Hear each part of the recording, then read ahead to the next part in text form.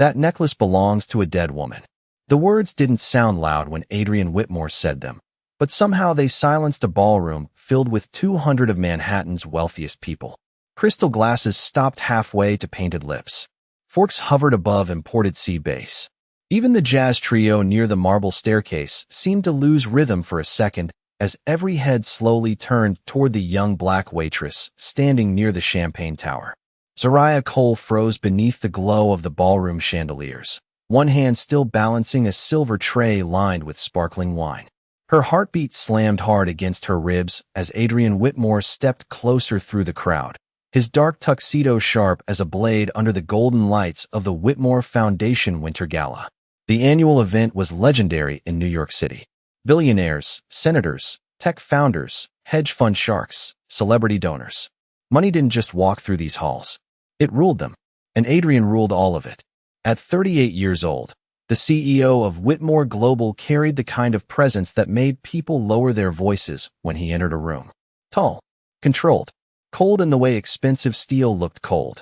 The financial magazines called him America's youngest empire builder.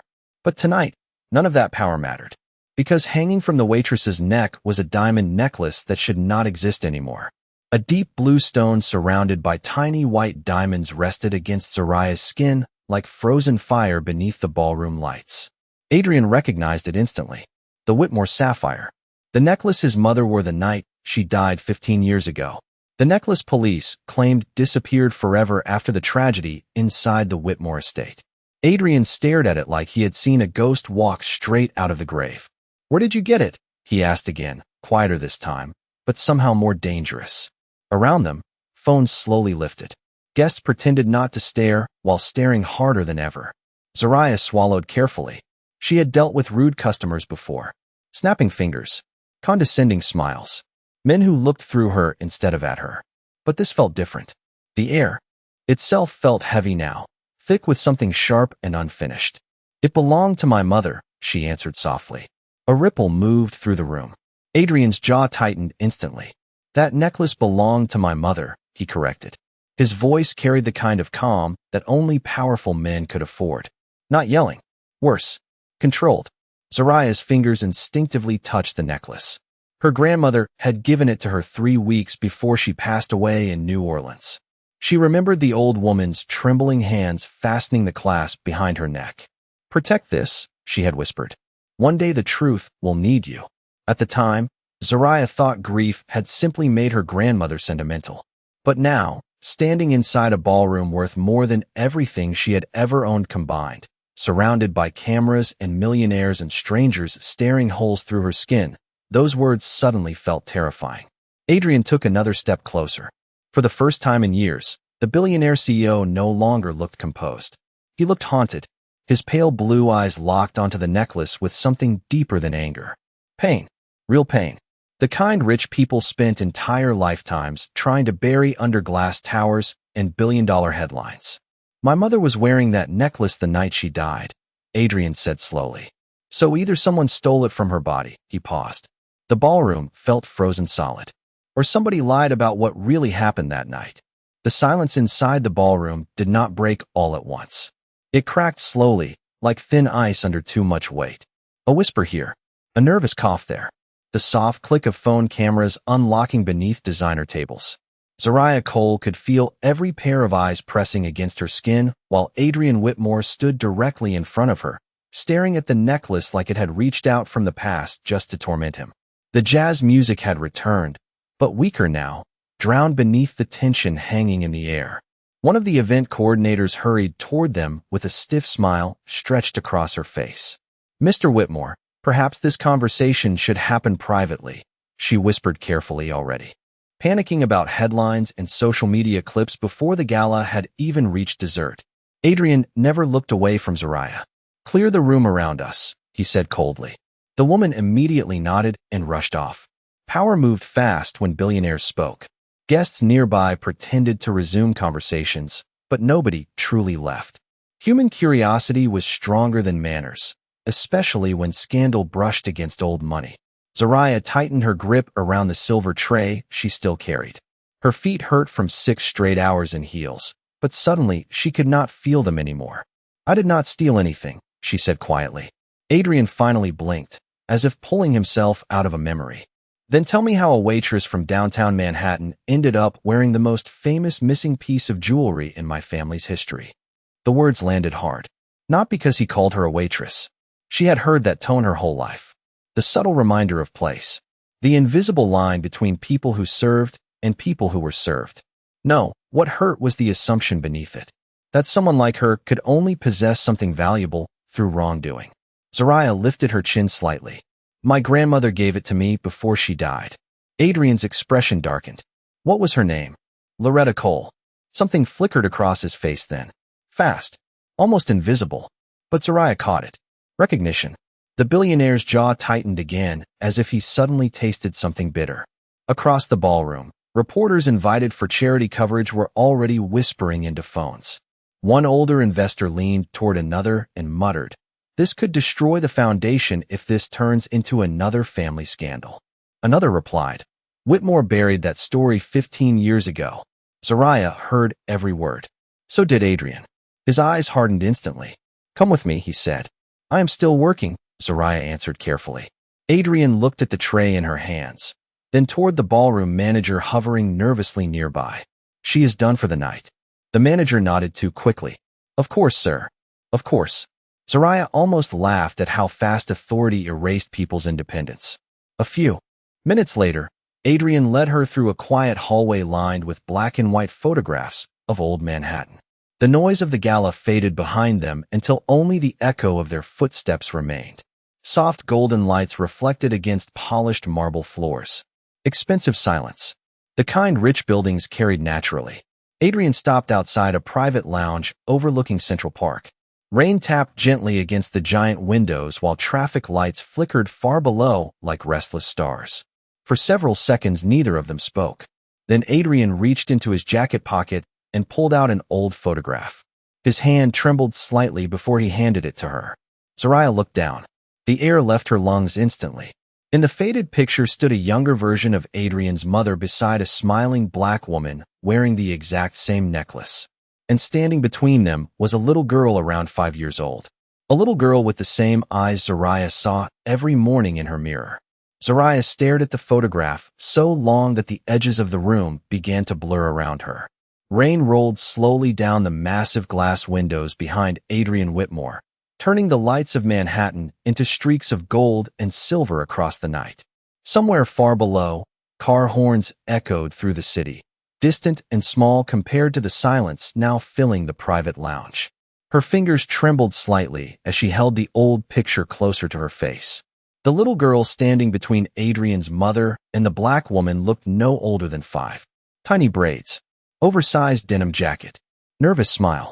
But the eyes were unmistakable. Her eyes. "That is impossible," Zariah whispered. Adrian watched her carefully from across the room. The billionaire no longer looked angry now. He looked unsettled in a way money could not fix. "That photograph was taken 16 years ago," he said quietly, "at our family estate in Connecticut. My mother never allowed media there. Almost nobody outside the family was invited onto that property." Zariah slowly looked up from the picture. "Who was the woman beside your mother?" Adrian's expression shifted again, softer this time. "Her name was Renee Cole." The room felt colder instantly. Zariah's breath caught in her throat. "That was my mother." The words landed between them like shattered glass. Adrian stepped backward slowly, as if the truth itself had physical weight. For years, the Whitmore family had spoken about his mother's death as a tragic accident followed by a robbery, a grieving husband, a missing necklace, a case that faded from headlines after a few months because rich families knew how to make stories disappear. But now the impossible sat directly in front of him, wearing the missing necklace around her neck. "Your mother worked for my family," Adrian said carefully. "She was part of my mother's personal staff for almost 3 years." Zariah frowned immediately. "No. My grandmother told me my mother worked as a nurse in Louisiana." Adrian shook his head slowly.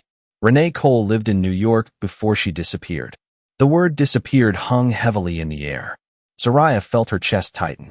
Her entire life had been built on fragments. Half-stories, missing details, closed doors. Her grandmother never liked questions about the past. Every time Zariah asked about her mother, the old woman would simply say, Some truths survive by staying buried. At the time, she thought it was grief talking. Now she was no longer sure. Adrian walked toward a polished walnut cabinet near the fireplace and poured himself a glass of water. His hands were steady again, but his eyes were not. After my mother died, Renee vanished within 48 hours, he said. Police questioned everyone who worked at the estate, but by the time investigators wanted to speak to her again, she was gone. Zariah crossed her arms tightly. You think my mother stole the necklace? Adrian did not answer immediately. That silence hurt more than words. Finally, he exhaled slowly. I think my entire family lied to me about what happened that night. The fireplace crackled softly beside them, while rain continued tapping against the windows like impatient fingers. Zariah looked back down at the photograph. Adrian's mother had one hand resting gently on little Zariah's shoulder in the picture. Not forced, not formal, warm, real, the kind of touch people gave someone they cared about. Then she noticed something else. Folded into the corner of the photograph was writing almost faded by time. Her pulse quickened as she read the tiny handwritten words beneath the image. For Zariah, one day she deserves the truth. Adrian Whitmore could not stop staring at the handwriting beneath the photograph. The ink was faded brown with age, shaky in places, but unmistakably personal. For Zariah, one day she deserves the truth. He recognized his mother's handwriting immediately. Margaret Whitmore used to leave little notes everywhere. Inside books, on mirrors, tucked beneath expensive birthday gifts that embarrassed him now when he remembered how little attention he paid to them at the time. Adrian slowly sat down near the fireplace, suddenly looking less like a billionaire and more like a son who had spent 15 years grieving the wrong story. The city lights shimmered across the windows behind him while rain continued falling over Manhattan in long silver streaks. My father told me my mother barely knew the staff, he said quietly. He said she trusted too easily. That was the reason the necklace disappeared after she died. Zariah folded the photograph carefully between trembling fingers. Maybe your father was lying. Adrian looked up sharply, but not angrily. The frightening thing was that part of him already believed her. He reached for his phone and pressed a single button. Evelyn, he said as soon as the line connected. I need access to the archived security records from the Connecticut estate. A pause. Then a woman's nervous voice answered through the speaker. Mr. Whitmore, those files were sealed years ago by your father personally. Adrian's jaw tightened. Then unseal them. Another silence. Sir, there were rumors after your mother passed away. Some footage was removed before investigators arrived. Zariah watched Adrian carefully as something shifted behind his eyes. Wealth gave people power, but power also gave families the ability to erase inconvenient truths. Adrian ended the call without another word and stared out at the storm. My father hates unfinished stories, he murmured. He always said, uncertainty makes people weak. Zariah leaned against the edge of the grand piano near the window, exhausted from the emotional weight pressing down on her chest. My grandmother used to say the opposite, she said softly. She said powerful people are usually the ones most afraid of the truth. Adrian almost smiled at that, but it disappeared quickly. He stood and walked toward an old wooden cabinet built into the wall beside the fireplace. Hidden behind a row of antique books was a small locked drawer.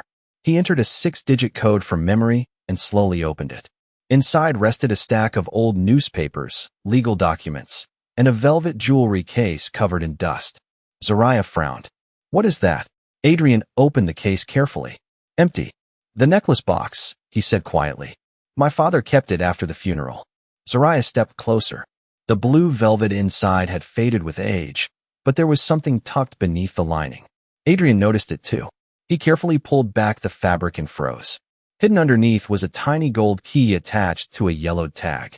Written on the tag were 4 words that made the room suddenly feel much smaller. For Renee. If anything happens. Neither of them spoke for several seconds. The rain outside grew heavier, tapping harder against the glass like impatient fingers demanding to be heard. Adrian slowly picked up the key, turning it carefully beneath the firelight. My mother hid this, he whispered. From my father. Zariah's pulse quickened. What does it open? Adrian stared down at the tiny gold key in his hand, his expression darkening with realization. I think, he said slowly, my mother knew she was in danger before she died. The gold key looked ordinary at first glance. Small, tarnished around the edges. The kind of thing most people would overlook at the bottom of a drawer.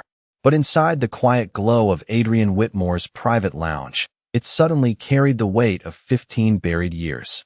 Zariah watched him turn it slowly between his fingers while thunder rolled faintly above Manhattan. Somewhere beyond the rain-covered windows, the gala downstairs continued pretending everything was normal. Laughter, expensive wine, political handshakes.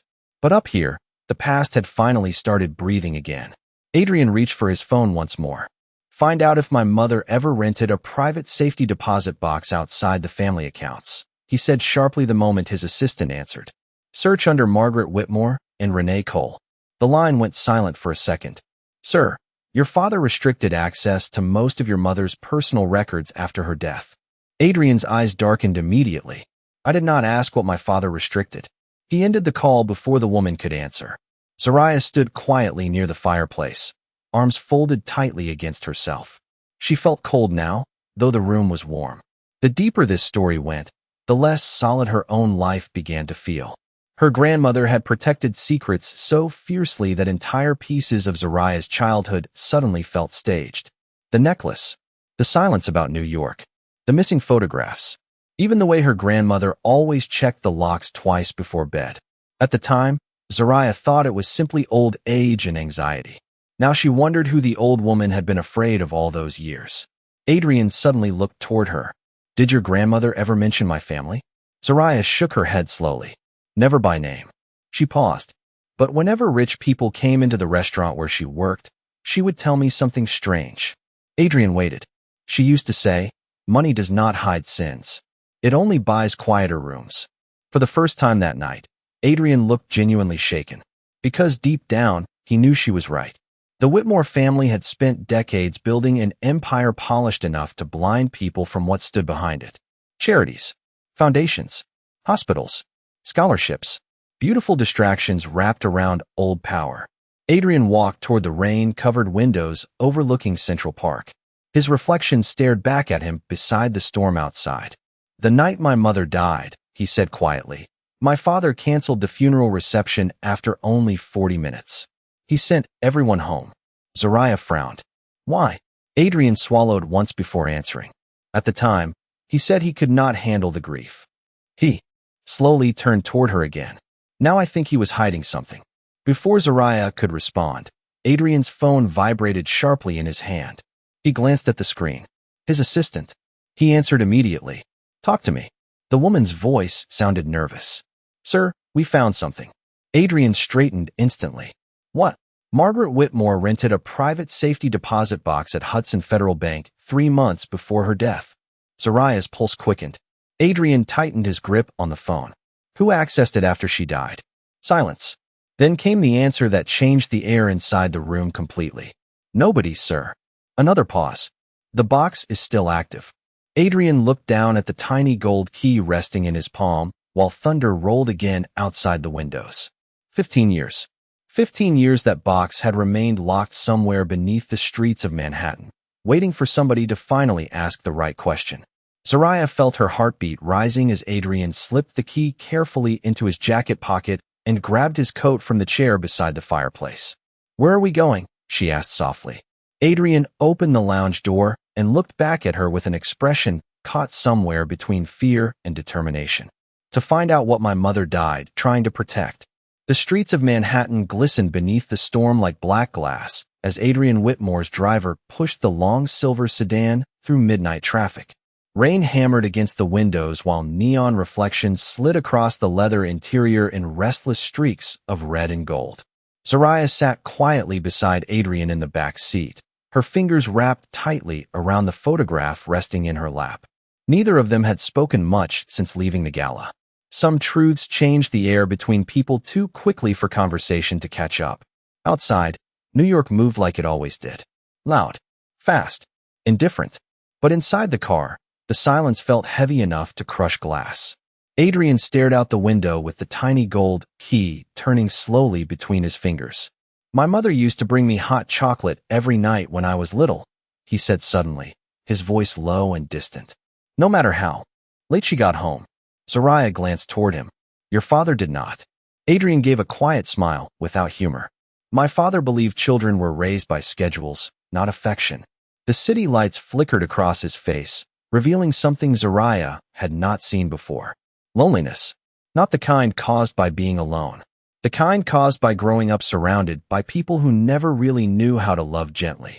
20 minutes later, the car pulled beneath the covered entrance of Hudson Federal Bank in Lower Manhattan.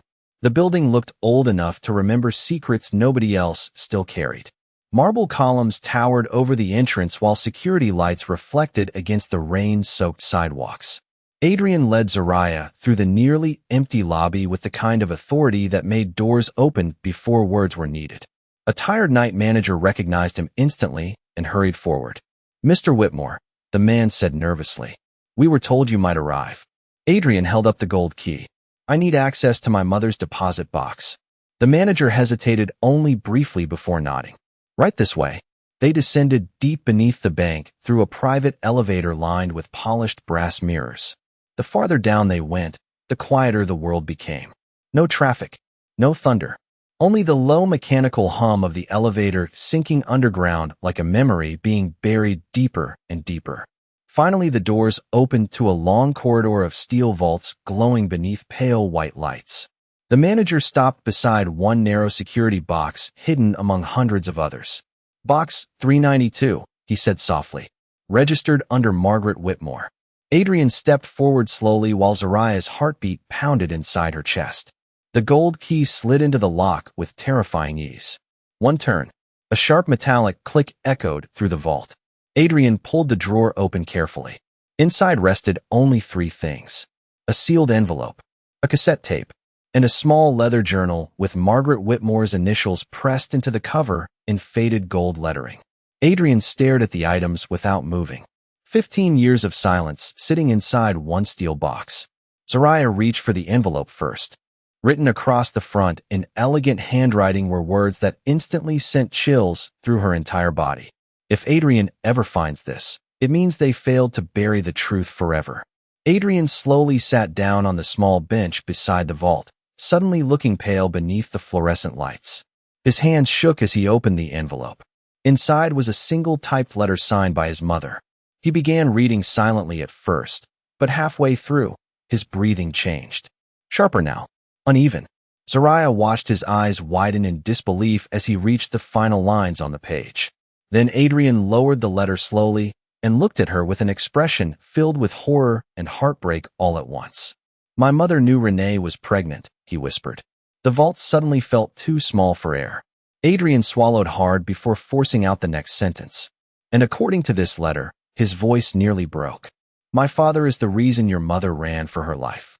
The underground vault suddenly felt colder than the rainstorm above Manhattan. Zariah stared at Adrian Whitmore as the words settled heavily between them, impossible to ignore now that they had finally been spoken aloud. Her mother had not disappeared randomly. She had run, and according to Margaret Whitmore's final letter, she had been terrified. Adrian lowered the paper slowly, his hands trembling against the dim fluorescent light above the safety deposit boxes.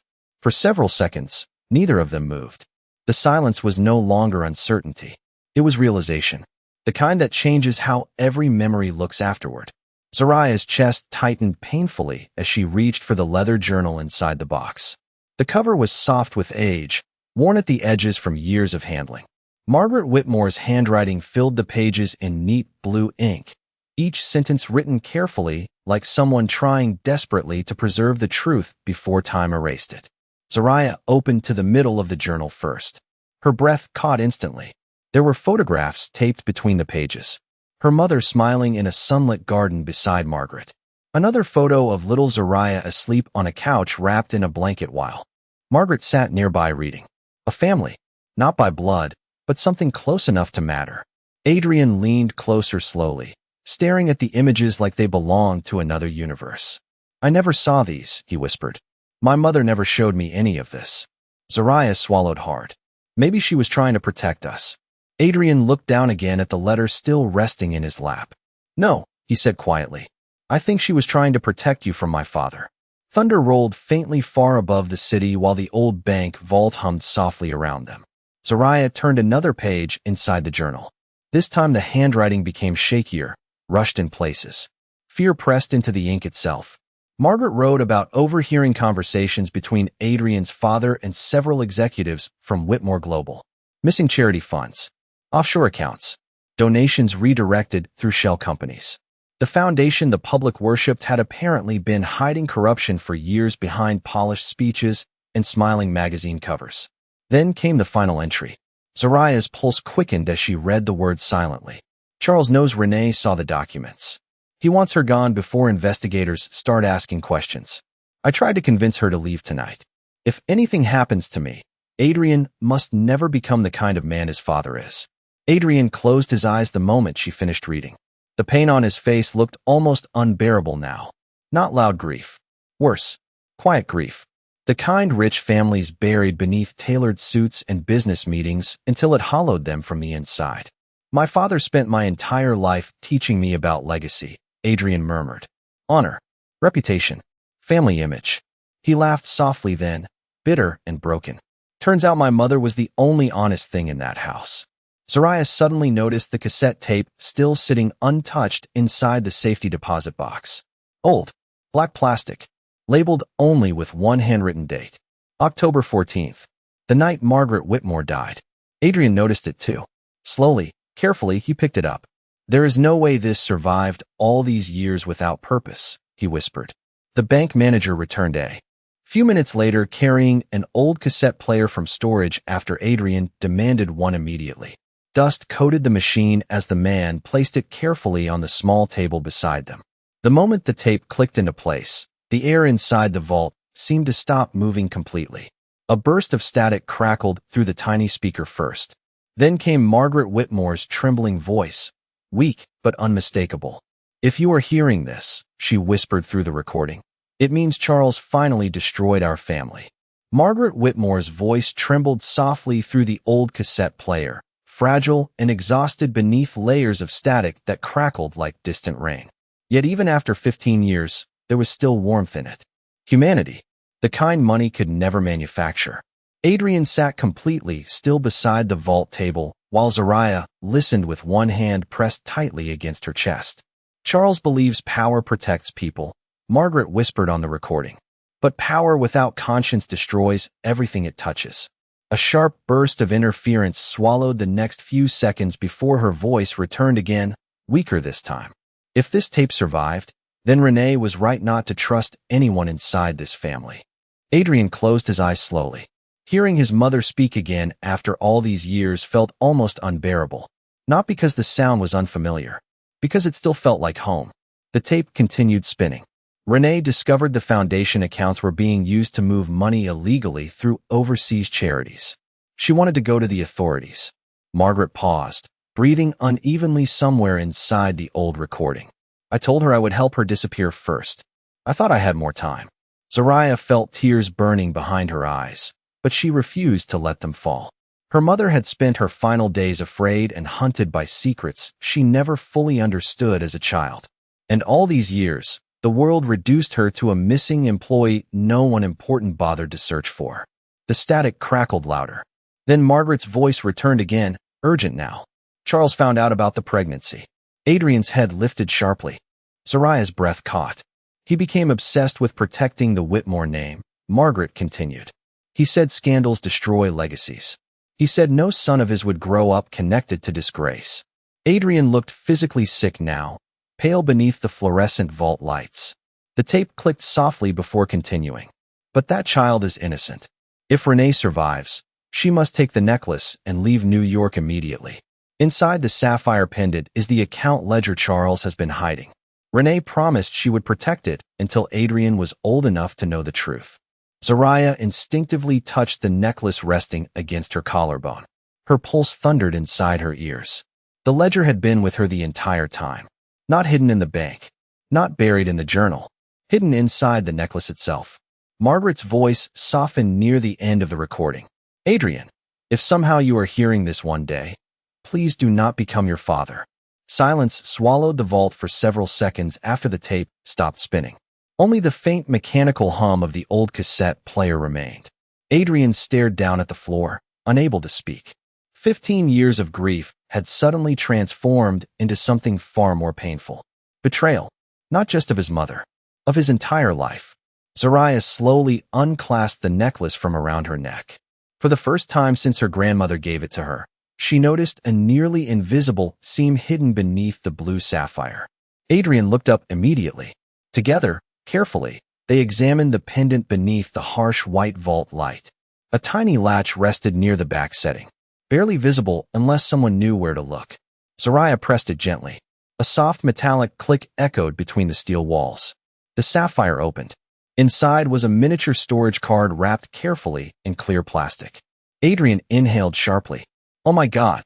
Before either of them could react further, Adrian's phone suddenly rang loudly through the vault. The sound shattered the silence like breaking glass. He answered immediately. It was Evelyn again, but this time her voice sounded panicked. Mr. Whitmore, you need to leave the bank right now. Adrian stood instantly. Why? Her next words drained the remaining color from his face. Because your father just found out you opened Margaret Whitmore's deposit box. The moment Evelyn ended the call, the underground vault seemed to shrink around them. Adrian Whitmore stared at his phone for half a second before instinct finally took over. We need to go, he said sharply.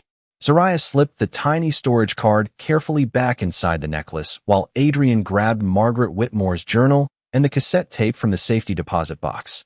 Somewhere above them, beyond layers of steel and concrete, the storm still raged over Manhattan. But now another storm was moving faster. One wearing an expensive suit and carrying the Whitmore name. The elevator ride back to the lobby felt endless. Neither of them spoke. The only sound was the soft mechanical hum and Adrian's uneven breathing beside her. For the first time since she met him, Zariah realized the billionaire CEO was afraid. Not for his reputation, not for his company, for the truth. Because once truth escaped powerful families, it never returned quietly. The elevator doors finally opened into the marble lobby. Two black luxury SUVs were already parked outside beneath the rain-soaked lights. Adrian stopped walking instantly when he saw the familiar figure standing near the entrance. Charles Whitmore. Even at 65 years old, Adrian's father carried the same terrifying composure that built one of America's largest financial empires. Tall, silver-haired, perfectly tailored charcoal overcoat.